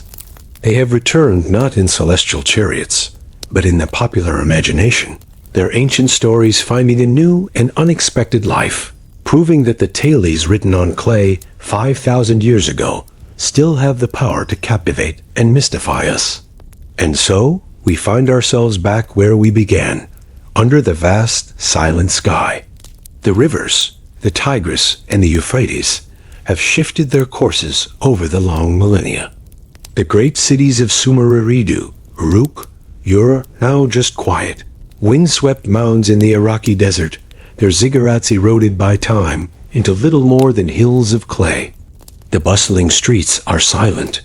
The libraries of tablets are scattered in museums across the world. The language of Sumer is no longer spoken, its sound replaced by the whisper of the wind. The world of the Anunnaki, in a physical sense, is gone. Yet something of them remains. Their legacy is etched into the very structure of our days and hours. Their mathematical genius informs our geometry. The stories they told about a great flood, about a paradise garden, about the struggle between order and chaos, have flowed down through the ages, shaping the mythologies and religions of cultures they could never have imagined. The archetypes they created, the stern father god, the wise trickster, the powerful mother goddess, the queen of love and war, are so fundamental to the human psyche that we see their faces again and again in the stories we still tell ourselves. And in the modern era, they have been reborn in a new and unexpected form. They have returned not as gods to be worshipped, but as a mystery to be solved, a cosmic question mark hanging over the dawn of human civilization. Were they the poetic creations of a brilliant and imaginative people? A way of making sense of a world filled with wonder and terror? Or were they something more? Were the Sumerians trying to tell us a story, not of gods, but of visitors? A distorted but persistent memory of an encounter that changed the course of human history forever? Perhaps the answer does not lie in choosing one side over the other.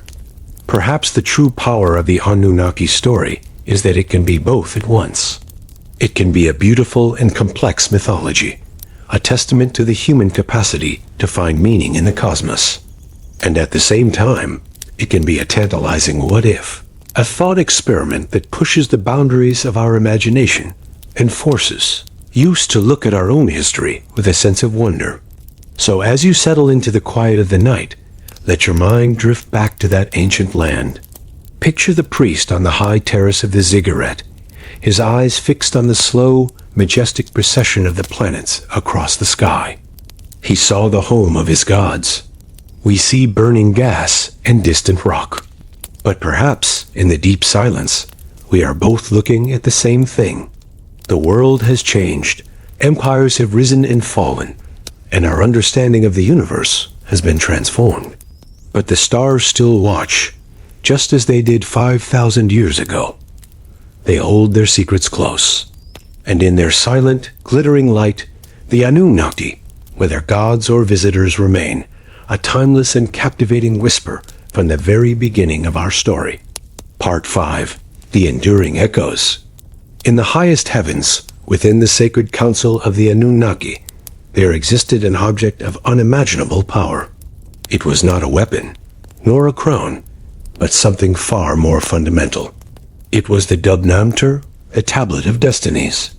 This sacred clay tablet, inscribed with the divine will of the cosmos, was the ultimate symbol and instrument of universal authority. It was the master control panel for reality itself. Whoever held the tablet of destinies held the power to decree fate, to command the other gods, and to ensure the smooth, predictable functioning of the entire universe. The laws of nature, the principles of order, the very flow of time, all were bound to the decrees written on its surface. And this object of supreme power was entrusted to the keeper of the cosmic order, the great god Enlil. But such concentrated power is a lure, a temptation for those who feel overlooked or ambitious. Among the lesser divinities who served in Enlil's temple was a creature known as the Anzu bird, sometimes depicted as a great lion-headed eagle. Anzu was a powerful being, but he was a servant. Day after day, he attended to Enlil, watching as the great god would remove his regalia to bathe, leaving the tablet of destinies unguarded. A seed of resentment took root in Anzu's heart. He looked at the tablet and saw not a tool of order, but a key to his own liberation and supremacy. I will take the tablet of destinies for myself, he plotted in his heart. I will command the other gods, and my name will be supreme. One morning, as Enlil was performing his ritual bathing, his attention diverted. Anzu saw his chance. In a flash of dark wings, he swooped in, snatched the tablet from its place, and flew away to a remote, inaccessible mountain peak. The moment the tablet was stolen, the universe shuddered. The divine decrees became void. The rituals in the temples lost their power. The laws of physics and fate became fluid and uncertain. The cosmos was thrown into a state of profound chaos. Enlil, the mighty commander, was now powerless, his authority stolen from him. The Anunnaki Council fell into a panic. They were gods, but their power was derived from the very order that had now been shattered. The great Anu, father of the gods, called for a champion. Who among them was brave enough to face the Anzu bird? For Anzu, holding the Tablet of Destinies, was now virtually invincible. He could decree that any attack against him would fail. He could bend reality to his will. Anu first called upon Adad, the god of the storm, but he refused. Who can defeat the one who holds the ultimate power? He argued. He then called upon other mighty gods, but one by one, they all declined the perilous mission. The heavens were in despair. Finally, the call went out to Ninurta, the heroic son of Enlil, a mighty god of the hunt and of war. Unlike the others, Ninurta did not hesitate. Fueled by a desire to restore his father's honor and to bring order back to the universe, he accepted the challenge. He gathered his divine weapons, including his sentient mace, Sharur, and set off for Anzu's mountain fortress. The battle that ensued was an epic aerial duel. Ninurta fired his arrows at the Anzu bird, but as they flew, Anzu would simply use the tablet's power to command them. Return to your source, and the arrows would turn back. Every attack was rendered useless. The fabric of reality itself was Anzu's shield. Defeated and exhausted, Ninurta retreated. It was then that the wise god Enki offered his counsel. He saw that a direct assault was futile. A clever strategy was needed. He advised Ninurta to tire the Anzu bird out, to engage him in a long battle until his wings grew heavy.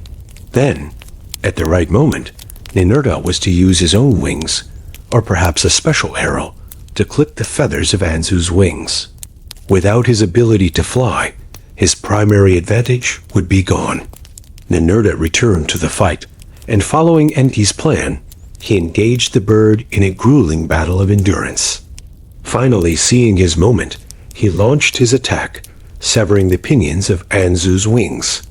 The great bird tumbled from the sky, and Ninurta, victorious, reclaimed the Tablet of Destinies. He returned to the heavens a hero, placing the sacred tablet back in his father's hands. The cosmic order was restored. The universe could breathe again. This myth served as a powerful reminder to the Sumerians. Order is fragile. Authority must be legitimate. And even the gods themselves must fight to preserve the delicate balance of the cosmos against the eternal threat of chaos. Let us descend now from the celestial stage of warring gods and cosmic tablets. Let us leave the rarefied air of the Ziggurat's peak and walk through the dusty, sun-baked streets of a Sumerian city like Ur or Lagash. What did the Anunnaki mean to the people who lived and died in the shadow of these great temples? For the average person, the farmer, the weaver, the fisherman, the mother of the gods were not distant, abstract beings of myth. They were a constant, intimate, and deeply practical presence, as real and as vital as the water in the canals or the grain in the fields. Imagine a farmer, his skin weathered by the sun, his hands calloused from the plow. His life is a partnership with the divine. As he breaks the soil, he might offer a quiet prayer to Ninhursag, the great Earth Mother, for the fertility of the ground. When he plants his barley seeds, he is mindful of Enlil, the Lord of the air, hoping for gentle rains and fearing the destructive storms or scorching winds that could come from the god's displeasure. A bountiful harvest is not merely the result of hard work. It is a sign of divine favor, a confirmation that the gods are pleased and the cosmic order is intact. A failed crop is a terrifying omen, a sign that some ritual has been neglected, some transgression committed, and the gods have turned their faces away. Now, picture a woman inside the cool, mud brick walls of her home. Her world is also filled with divine forces. If she is about to give birth, her prayers are sent fervently to Nintu, the Lady of Birth, for a safe delivery and a healthy child. The home itself is protected by small personal rituals and a collection of clay amulets. She is particularly wary of malevolent supernatural beings, demons like Lamashtu, a terrifying goddess who is believed to prey on pregnant women and snatch away newborn infants. Religion for her is a shield, a set of practices and beliefs designed to create a safe space in a world filled with unseen dangers. The Anunnaki might rule the heavens, but it is the lesser spirits and demons, both good and bad, that populate the immediate world around her. Consider an artisan in his workshop, a potter shaping a vessel on his wheel. His skill is a gift from the wise god Enki, the patron of all crafts. As he works the clay, his concentration is a form of devotion. To create a perfectly balanced, beautifully formed pot is to honor the god who gave him the knowledge. In a society without a firm line between the sacred and the secular, All work could be an act of worship. A well-made boat, a finely woven cloth, a sturdy brick wall were contributions to the divinely ordained order of the world. For all these people, life was a continuous negotiation with the unseen. They would make small daily offerings at a household shrine. They would purchase clay figurines to leave at the temple as a stand-in, a perpetual worshiper praying on their behalf. When faced with sickness or misfortune, they would consult a diviner to understand the cause of the goddess' anger and to learn what sacrifices were needed to appease them. Their relationship with the Anunnaki was fundamentally transactional. Humanity provided the labor, the food, the praise, and the obedience. In return, the gods provided order, protection, and the necessities of life. For the everyday believer, faith was not a matter of abstract theology. It was a practical toolkit for survival, a way of navigating the joys, sorrows, and terrifying uncertainties of life in the cradle of civilization. In the vast and complex cosmology of the Sumerians, there existed a concept as subtle as it was powerful, a key to understanding their entire worldview. This concept was known as the me, pronounced meh. The me were not physical objects, nor were they gods. They were a set of universal principles, divine decrees, or cosmic blueprints that embodied every single aspect of civilization, both positive and negative. They were the fundamental powers and properties that made an ordered, cultured world possible. The Sumerian texts list over 100 of them, and they represent the essential operating system of reality as they knew it. The custodian of the Ami was the wise and ingenious god Enki. They were said to be stored safely in his temple at Eridu, the first city, reinforcing his role as the great organizer of the world and the source of all knowledge. The list of the Ami is a fascinating window into the Sumerian mind, revealing what they considered to be the essential components of life. The list includes high-minded and abstract concepts like kingship, priesthood, truth, justice, and wisdom. It also includes the specific skills and crafts that defined their society. Weaving, metalworking describes art, music, and building. But the me were not all positive. In a remarkably sophisticated view of the world, the Sumerians understood that civilization also contained the seeds of its own destruction and its own sorrows.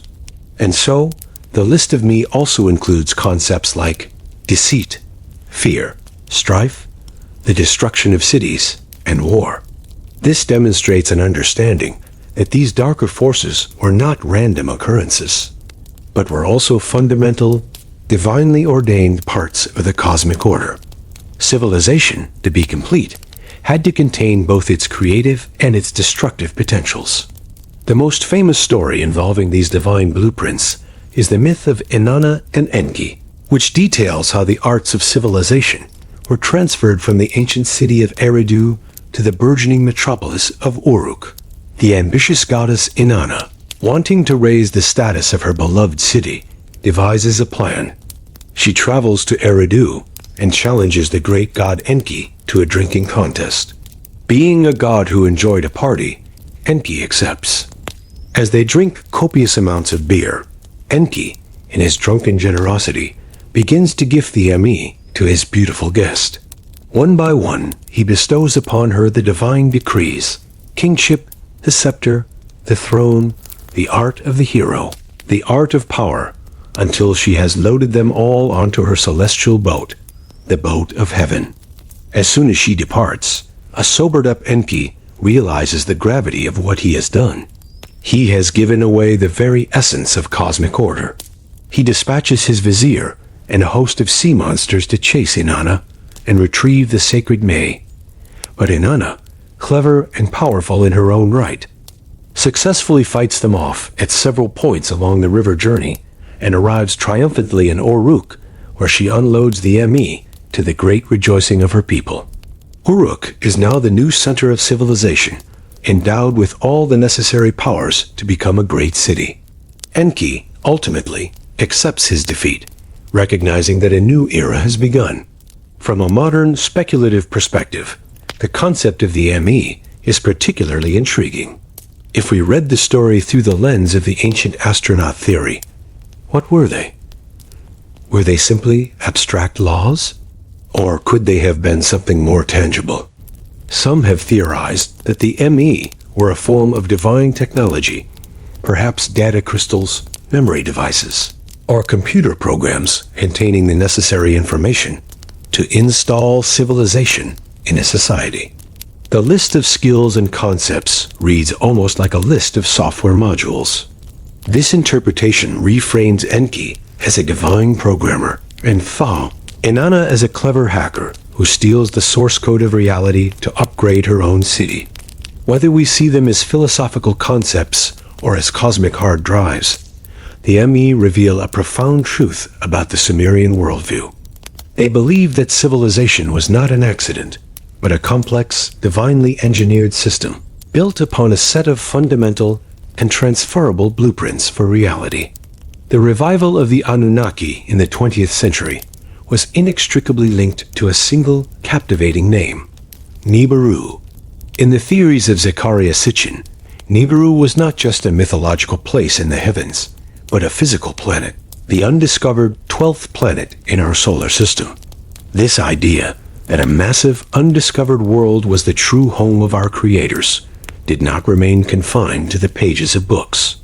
It spilled out into the real world, merging with legitimate scientific inquiry and popular conspiracy, fueling a modern quest that continues to this day.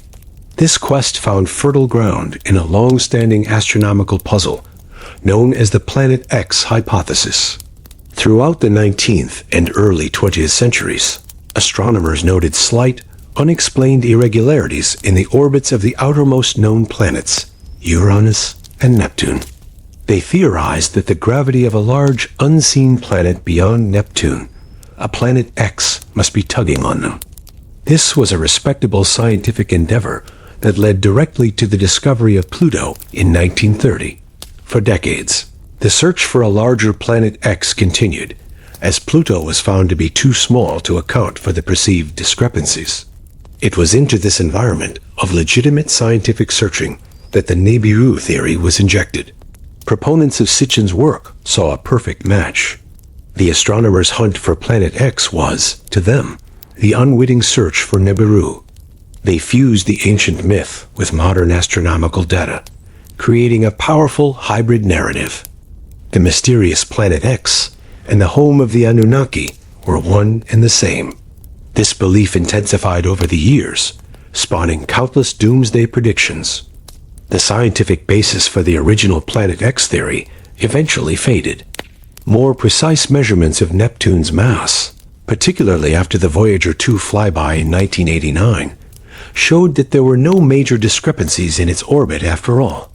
The need for a massive Planet X to explain the outer solar system's movements was largely eliminated. Yet the idea of Nibiru had taken on a life of its own, untethered from the evidence that had first inspired it. It had become an article of faith. Then, in 2016, the story took another fascinating turn. Astronomers at Caltech, Mike Brown and Konstantin Batygin, announced that they had found compelling new evidence for a large, undiscovered planet in the far outer solar system.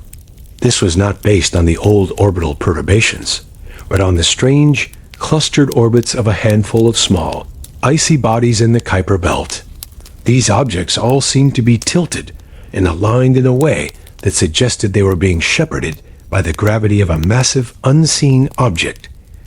A true ninth planet, perhaps 10 times the mass of Earth, orbiting the Sun at an immense distance. Immediately, the Nibiru community seized upon this new Planet 9 hypothesis as the long-awaited vindication. The headlines were triumphant. Scientists admit Nibiru is real, but the details did not quite match. The proposed orbit for Planet 9 is estimated to be between 10,000 and 20,000 years. After this long journey, from the reed huts of ancient Eridu to the speculative forums of the modern internet, we are left with a final lingering question. Why do the Anunnaki endure? Why do these stories, in their ancient mythological form and their modern extraterrestrial guise, hold such a powerful and persistent grip on the human imagination? The answer, perhaps, is that the story of the Anunnaki is not ultimately about beings from the sky. It is about us. They are a mirror, reflecting our deepest questions, our greatest fears, and our most profound hopes. At its core, the Anunnaki narrative, in all its forms, speaks to the fundamental human need for an origin story. We are a species that looks up at the sky and asks, where did we come from? Who made us? The Sumerian myth of being fashioned from clay and divine blood, and the modern theory of being genetically engineered by cosmic miners, are two very different answers to the same timeless question. Both stories place humanity in a grander context, giving us a role in a cosmic drama, saving us from the terrifying possibility that our existence is merely a random biological accident on a lonely planet. They give us creators, and in doing so, they give us a sense of purpose, even if that purpose is simply to serve. The stories also provide a canvas for our complex relationship with power and authority. The Anunnaki pantheon is not a harmonious family of benevolent saints.